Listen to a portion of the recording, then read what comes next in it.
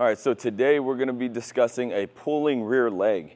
I get a lot of messages, DMs, comments, asking questions about the rear leg. Now, we have already created a rear leg tutorial for like beginners, especially for those who are just learning it. If you haven't watched it yet, go ahead. I'm gonna put it up there. There'll be a link up there. Click on that, watch that first before you watch this, okay? But today's topic is gonna be how to create a pulling rear leg, and I'm gonna take you guys through a ton of different drills that we can do in order to find that, and I'm gonna kind of layer them from easiest to more difficult as we get going. So what is a pulling rear leg and why do we wanna create it? All right, so I think it's important you understand the why before you just start trying to do stuff, because I think that's where most people mess up. I've seen a lot of videos from guys. I get sent videos every day on my social media stuff, and people will be like, how good is this? What am I doing wrong? I hardly ever respond to those just because we're busy, but it takes a lot more than just one response, like do this drill, do this exercise. You gotta understand the why, which is why we're taking this video, all right? So being rear-legged and having a pulling rear leg does not just mean that we have weight back here.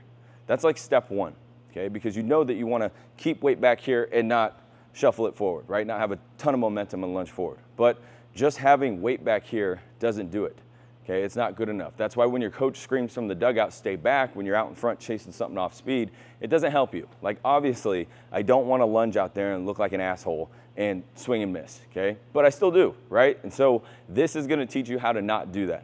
So when I snap this barrel rearward, I don't wanna just think that I'm sitting back here snapping it rearward. You start to see that and you start to see a lot of uppercuts, guys like trying to swing up in order to create this swing, and that's not what we teach. We teach all of our guys to swing down, okay? But when I snap this thing rearward, it has to fall into something that pulls the barrel forward. So it takes the barrel to the ball. That's my leg. That's a pulling rear leg, okay? That's way different than weighting it. I see a lot of guys who try to weight it, and what they do is this hinge motion where they just sit back here onto their back leg, and they just push their weight to their heels. They start doing this hinge.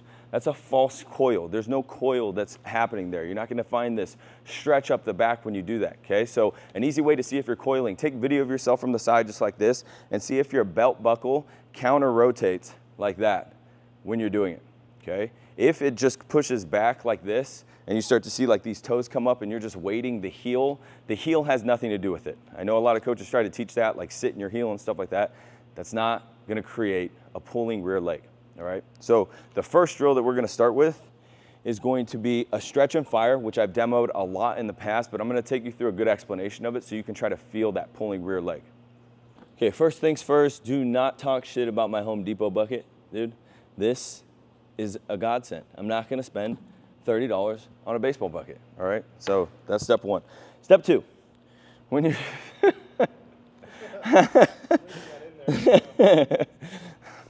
all right. So the real step one is I wanna feel what it's like to have my leg pull without swinging, okay? So this tee doesn't have a ball on it for a reason. I'm just going to put weight onto this leg and put my toe down. So my head's over my foot right here, all right? I'm not gonna push my weight back into my heel. All I'm gonna do, I have a slight bend in my knee, that's all. I just feel really athletic on this one leg right in here, okay? So imagine flamingo, that stance you get, just put the toe down right there. That's all you need to do. From there, I'm gonna take this back right pocket towards the pitcher. Now this is the most important part. When I do that, I feel so wound up that I feel like if I were to get out of this and pick my front foot up, my leg has the ability to turn me forward. Like it can literally take me when I pick my front foot up. I have that feeling. If you're just in the stretch and fire position and you just weight it and you just kind of sit back here like this and you don't have that feeling, like I pick this up, I just stand there, I don't have that feeling like it can burst me open, it's not gonna pull you. You're not gonna drop the barrel into a pulling rear leg, okay? None of us can hit a bomb with just our forearms. I know this move gets talked crap about all the time online, but none of us can hit a home run with just this. They're not strong enough. The leg is though. So when I couple this move with a leg that pulls me forward, that's where all the speed comes into play. That's where my power's at, all right? So now I'm gonna do a demo of the stretch and fire, but I'm gonna do it in kind of like a 2 or 3 step process, okay? It just kind of depends on how much room you have in your hip, okay? So notice this isn't super far out in front of me. I'm also not doing it behind me. I'm kind of doing it almost level with me, like midsection of my body. Weight the back leg, go on and around right in here. Now this, I feel pretty wound up, but for some of you, you're gonna need to go a little bit more. See how I'm kind of itching this toe this way, okay? And I'm doing that because every time my toe hits the ground, like right there, I feel like it can pull me, okay? But I'm gonna get a little bit more. I feel like it can pull me more. I get all the way here. Now I'm almost like perfectly straight with this, but I'm so wound up in here that I feel like the moment that I do this, my leg is just gonna take me right to that ball, okay?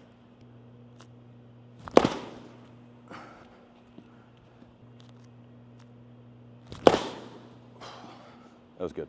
After you get that feel of the stretch and fire where the leg's really pulling you and taking you to the ball, the next step would be learning how to do that with a little bit of your forward, okay, your forward move. I've talked about this a lot in the past, but I have to be able to coil, okay, just as much as I go forward, just as much as I stretch up the back. That's where all the control is gonna come from during your load. That way, you're not just coiling forward with too much forward, too much coil, and then not a stretch up the back, or you're not doing one of those things out of order, or out of ratio is a better way to say it. Now this drill is just a little bit harder, okay, but it starts the exact same. So I'm gonna be wrapping myself around this front foot right in here. This time, when I start to pick my front foot up, I'm going to pick up and let it stretch out that way. And it kind of has to, because my leg is starting to turn me right when I pick that front foot up. Okay, that's how I feel. When I pick it up, I'm just gonna resist it from bursting me open until I can stretch up my back just a little bit more. So I pick up, I feel the stretch, and then I'm gonna launch from there. Now when I launch, I'm trying to launch where my barrel is spinning like this. I'm a right-handed hitter, so I want it to feel like when I release my barrel, it's going to spin this way right over the second baseman's head and just keep rising from there. All right, so on and around, right here. Okay, now I'm gonna pick up, stretch my back, pull it away, and then launch it from there, all right? Now, some things may go wrong when you're doing that. You may feel like you're a little bit too open, like this ball is a little too far away. You may feel like you got a little bit sloppy with the snap. All of that is not necessarily good, but it's not necessarily bad either, because what's the focus? What's the intention of this isolation drill? It's this. It's the leg.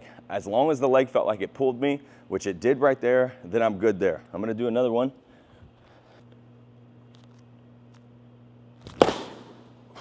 That second one felt really good. That felt like my leg was itching to pull me the moment that I picked it up, and it was actually really hard for me to resist it taking me for a ride, taking my barrel all the way to the ball, which is good. That was the best that that one felt in a while. So now, what you can do, what my recommendation would be to do, is because the next drill that we're gonna do is much more difficult, I would get really good at the first two, okay? So I would get really good at just the stretch and fire, toe down, itching my way there, feeling really wound up. You can use different implements, you can use small bats, lighter objects, whatever you want, and that just changes the stimulus a little bit so you can get better feel of the drill. You can do snap stops, all sorts of different variations of that one drill. Get good there, and then pick the foot up, and you're gonna feel that stretch like it's itching to pull you, okay? Get good there, then do this next drill. Okay, so for this next drill, it's called the Happy Gilmore. Okay, now a lot of people will do this drill wrong because it's all based on forward momentum and how hard they hit it. I don't care how hard I hit this ball, all right? But I want a really tight pivot when I do it. I don't want to create any slop, so I'm choosing to use a smaller bat when I do this drill. But how I do it, because of the focus of my rear leg trying to pull me, is gonna be a little bit different than maybe if you've been doing this for a while and you already kind of know how to do it, all right? But this still may help you even if you've been doing it for a while. So when I do a Happy Gilmore, I like to step with my foot kind of angled in. So that way, once I pick this other foot up, I can coil really well, and I feel like I'm getting in the same spot that I do with my stretch and fires, okay? I just kind of cheat the rear leg just a little bit so that way I can hurry up, get to my spot. And then the second part is now I'm actually resisting forward momentum. So that's the whole point to this drill, is once I step, I'm either gonna create too much momentum and not be able to resist it, or I'm gonna counter my momentum and learn how to resist my forward move so that way I can learn how to control it better, all right? Okay, so there's a couple ways to do it to emphasize the same stuff, but just make the emphasis a little bit more tailored to you if you lack some other things in your swing. Okay, so for an example, if you really like to use your arms and hit balls way out front, okay, and you pivot through the zone instead of pivoting behind you, my recommendation is when you step here, start a little bit closer and step so that way when you're stretching on top, head over the foot, and you're doing this stretch, the ball when you launch is actually even with your back hip. That's gonna prevent you from trying to cast out forward and push these arms to the ball when you're doing it, okay? Another thing that you can do is it depends on how much momentum you can counter, all right? So if you have a pretty aggressive forward move and you know that that's a really big thing for you, I would actually have more momentum at the start and then emphasize trying to make sure that that front foot stays in the air a long time. So let's say I have a pretty big forward move. I know that's my limiting factor. That's my biggest weakness. I'm gonna start way back here, okay? I'm gonna take a more aggressive step and counter for a long time and try to keep my foot in the air several seconds, okay? That's way more time than you'll ever need in a game, but that's the point. That's the stimulus that you're gonna drive home with that, okay? If you don't really have a big forward move, but you kind of suck maintaining your head over the back foot for a good period of time, you're a guy, once the head goes in front of the leg, it's just all momentum and you're screwed.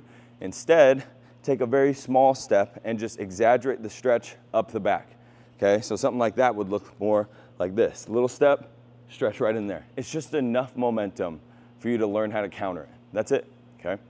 So like I said at the beginning of this video, I would go through these drills in that step-by-step process and get really good at each drill before you just try to move on and do the last one, okay? Because the last one, if you don't have a really good ratio with your coil, your forward mover up the back, it's just gonna end up being a mess, okay? It's like chaos training. There is no chaos training that's going to make you a better hitter. It's just chaos. It's just random shit being thrown at you.